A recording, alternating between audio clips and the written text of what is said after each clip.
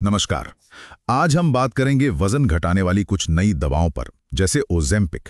काफी चर्चा में है ये आजकल। जी हाँ, और हमारे पास एक विशेषज्ञ की बातचीत का सार है जो इन दवाओं के कह सकते हैं असाधारण फायदों और साथ ही कुछ वाकई परेशान करने वाले जोखिमों पर रोशनी डालता है। मैं बिल्कुल। और ये सिर्फ वजन घटाने की कहानी नहीं है। ये मुद्दा जुड़ा है हमारे समाज से, हमारी आदतों से और शायद हमारे स्वास्थ्य के भविष्य से भी। इसकी शुरुआत एक बड़े ही दिलचस्प अनुभव से होती है। एक लेखक ने बताया कि ओज़ेम्पिक लेने के दूसरे ही दिन उन्हें बिल्कुल भूख ही नहीं लगी। बिल्कुल भूख नहीं? हाँ, तो सवाल उठता है, क्या ये कोई चमत्कार है या फिर इसके पीछे कुछ और गहरा मामला है? सही सवाल है। लेकिन पहले ये समझते हैं कि आखिर इन दवाओं की जरूरत क्यों आन पड़ी। क्या वजन बढ़ना सिर्फ इच्छा शक्ति की कमी है? देखिए, इच्छा शक्ति से ज्यादा ना ये हमारे बदलते खानपान के माहौल की कहानी है। मतलब 1979 के बाद से मोटापे में एक जबरदस्त उछाल आया है। हाँ, ये तो आंकड़े दिखाते हैं। और इसका बड़ा कारण माना जाता है प्रोसेस्ड और अल्ट्रा प्रोसेस्ड खाना। इसने हमारी तृप्ति यानी पेट भरने के एहसास को ही एक तरह से हैक कर लिया है। हैक कर लिया है? हाँ, मतलब चूहों पर प्रयोग हुए जब उन्हें प्राकृतिक भोजन छोड़कर इंसानों वाली प्रोसेस्ड डाइट दी गई तो वो खुद को रोक ही नहीं पाए, खाते गए। बाप रे! तो हमने ऐसा खाना बना लिया जो हमें ज्यादा खाने पे मजबूर करता है, और अब हम ऐसी दवा बना रहे हैं जो हमें खाने से रोके। अजीब है तो ये दवाएं करती क्या हैं असल में? कैसे रोकती हैं भूख को? ये दवाएं GLP-1 नाम के एक हार्मोन की नकल करती हैं।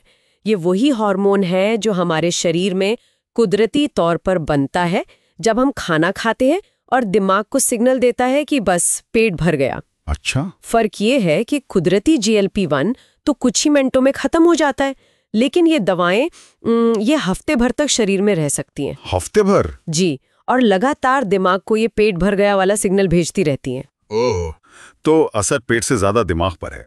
तभी उस लेखक को शायद कुछ और खाने के बाद ही लगा होगा कि बस और नहीं। बिल्कुल, पहले सोचा गया था कि ये पेट खाली होने की रफ्तार धीमी करती हैं, जो ये करती भी हैं।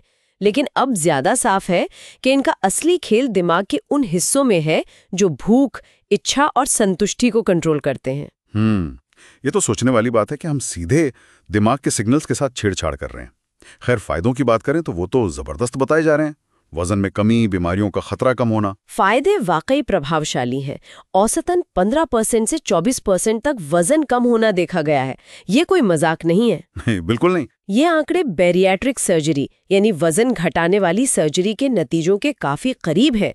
और कुछ लोगों के लिए, जैसे जेफ पाका का उदाहरण दिया गया, जिनकी सेहत मोटापे की वजह से बहुत खराब थी, उनके लिए तो ये जीवन बदलने वाली साबित हुई है।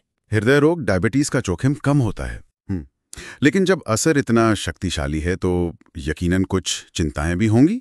साइड इफेक्ट्स, जोखिम। चिंताएं हैं और कई स्तर पर हैं। सबसे आम तो है मतली यानी जी मिचलाना। वो काफी लोगों को होता है। हाँ, वो तो सुना है। लेकिन उससे आगे बढ़ें तो कुछ ज्यादा गंभीर मुद्दे हैं। पहला, शारीरिक जोखिम। जैसे फ्रांस के एक अध्ययन ने थायराइड कैंसर के खतरे में 50 से 75% तक की बढ़ोतरी की ओर इशारा किया है। हालांकि इस पे अभी और रिसर्च की जरूरत है, ये पक्की बात नहीं है। 50 से 75%, ये तो बहुत ज्यादा है। हाँ, आंकड़ा चिंताजनक है पर अभी निर्णायक नहीं। फिर पैंक्रियाटाइटिस जैसे दुर्लभ पर गंभीर साइड इफेक्ट्स भी रिपोर्ट हुए हैं। मांसपेशियों का नुकसान भी एक चिंता है, क्योंकि वजन घटने के साथ फैट के अलावा मसल लॉस भी हो सकता है। और लंबे समय में क्या असर होगा, खासतौर पर दिमाग पर? क्या इसके बारे में कुछ पता है? देखिए, यही शायद सबसे बड़ा सवालिया निशान है। ये दवाएं नई हैं, लंबे समय तक, सालों साल दिमाग के भूख और संतुष्टि वाले संकेत के साथ इस तरह दखल देने का क्या नतीजा होगा, ये हम अभी पूरी तरह से नहीं जानते। फिर इसका मानसिक और भावनात्मक पहलू भी है। जैसे उस लेखक ने KFC में महसूस किया, जब खाने की इच्छा या आदतें इस तरह जबरदस्ती बदलती हैं तो खाने से जुड़ी जो दबी हुई भावनाएं होती हैं वो सतह पर आ सकती हैं। अच्छा, किस तरह की भावनाएं? मतलब तनाव, बोरियत, खुशी मनाने का तरीका। कई बार हम इन सब के लिए खाने का सहारा लेते हैं। जब वो सहारा हटता है तो वो भावनाएं सामने आ सकती हैं। ये भी देखा गया है कि बैरिएट्रिक सर्जरी के बाद कुछ लोगों में आत्महत्या की दर बढ़ जाती है, जो शायद इसी तरह के मानसिक संघर्ष की ओर इशारा करता है। बाप रे!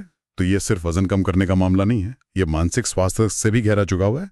और कोई जोखिम? हाँ, उन लोगों के लिए खतरा ज्यादा बताया जाता है जिनका वजन पहले से ही सामान्य है या जिन्हें ईटिंग डिसऑर्डर मतलब खाने से जुड़ी मानसिक बीमारी का इतिहास रहा है, उनके लिए ये दवाएं खतरनाक हो सकती हैं। और गर्भावस्था? गर्भावस्था में इन्हें बिल्कुल सुरक्षित नहीं माना जाता। चूहों पर हुए अध्ययन में जन्म दोष देखे गए हैं, इसलिए गर्भवती महिलाओं या जो गर्भधारण करने की सोच रही हैं, उन्हें सख्त मना किया जाता है। ये तो ही व्यक्तिगत स्वास्थ्य की बात, लेकिन आपने शुरू में समाज का जिक्र किया था। समाज पर क्या असर दिख रहा है इसका? असर दिखने लगा है। वित्तीय बाजार में देखिए, फास्ट फूड कंपनियों के शेयर्स पर दबाव है। यहाँ तक कि हिप रिप्लेसमेंट यानी कूल्हा बदलने वाली सर्जरी करने वाली कंपनियों के स्टॉक पर भी असर पड़ा है, क्योंकि मोटापे से जुड़ी ये समस्या कम हो सकती है। अच्छा, ये तो गजब का असर है। और एक सामाजिक बहस भी छिड़ गई है। क्या ये दवाएं लेना एक तरह की चीटिंग है, आसान रास्ता है?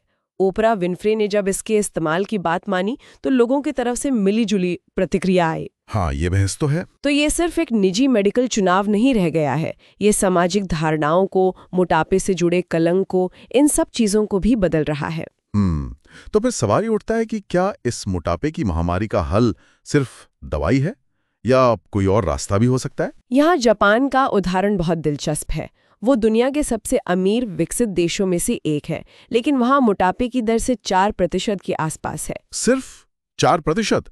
अमेरिका में तो ये 40% से ऊपर है। जी हाँ, अमेरिका में 42%। तो जापान ने ये कैसे किया? उन्होंने दवा पर फोकस नहीं किया, उन्होंने माहौल बदलने पर ध्यान दिया। माहौल बदलने पर कैसे? उन्होंने प्रोसेस्ड फूड की जगह ताज़े, घर के बने, पारंपरिक खाने की संस्कृति को बहुत बढ़ावा दिया। स्कूलों में पोषण विशेषज्ञ होते हैं, बच्चों को छोटी उम्र से ही स्वस्थ खाने के बारे में सिखाया जाता है। अच्छा। वहाँ ओकिनावा जैसी जगह हैं जहाँ लोग दुनिया में सबसे लंबी और स्वस्थ जिंदगी जीते हैं। तो ये दिखाता है कि माहौल बदलकर, खानपान की आदतें बदलकर मोटापे को काफी हद तक रोका जा सकता है। लेकिन जापानी मॉडल में भी तो कुछ दिक्कतें बताई जाती हैं, वो मेटाबोल और वजन को लेकर शर्मिंदगी वाली बात। हाँ बिल्कुल, उनकी सफलता के पीछे एक सामाजिक दबाव और वजन को लेकर शर्मिंदगी का कल्चर भी है, जो यकीनन सही नहीं है। उनका मेटाबोलो लॉ कमर के साइज को मापता है और कंपनियों पर भी दबाव डालता है, तो वो मॉडल भी परफेक्ट नहीं है। तो कुल मिलाकर देखें तो ये दवाएं एक तरह से तलवार की धार पर चलने जैसा मामला है। एक तरफ मोटापे के अपने गंभीर स्वास्थ्य जोखिम हैं जिनसे ये दवाएं बचा सकती हैं, सही, और दूसरी तरफ इन दवाओं के अपने ज्ञात और अज्ञात शारीरिक और शायद मानसिक जोखिम भी हैं। तो ये सीधा सीधा अच्छा या बुरा का मामला तो बिल्कुल नहीं लगता। बिल्कुल नहीं। ये बहुत ही पेचीदा एक जटिल चुनाव है जिसके दूरगामी परिणाम होंगे। हमें फायदों और जोखमों को बहुत बहुत सावधानी से तौलना होगा, व्यक्तिगत स्तर पर भी और सामाजिक स्तर पर भी। और शायद आखिर में सोचने वाली बात यह है, व्यक्ति क्या चुनता है वो तो ठीक है, लेकिन उससे परे हटकर क्या हम समाज के तौर पर उस माहौल को बदलने के लिए कुछ कर सकते हैं जिसने इन जादुई गोलियों की जरूरत को इतना बढ़ा दिया है? ये बहुत जरूरी सवाल है। क्या हम जापान से कुछ सीख सकते हैं, बिना उनके शर्मिंदगी वाले कल्चर को अपनाएं और अपनी आने वाली पीढ़ियों के लिए एक ज्यादा स्वस्थ खानपान का माहौल बना सकते हैं?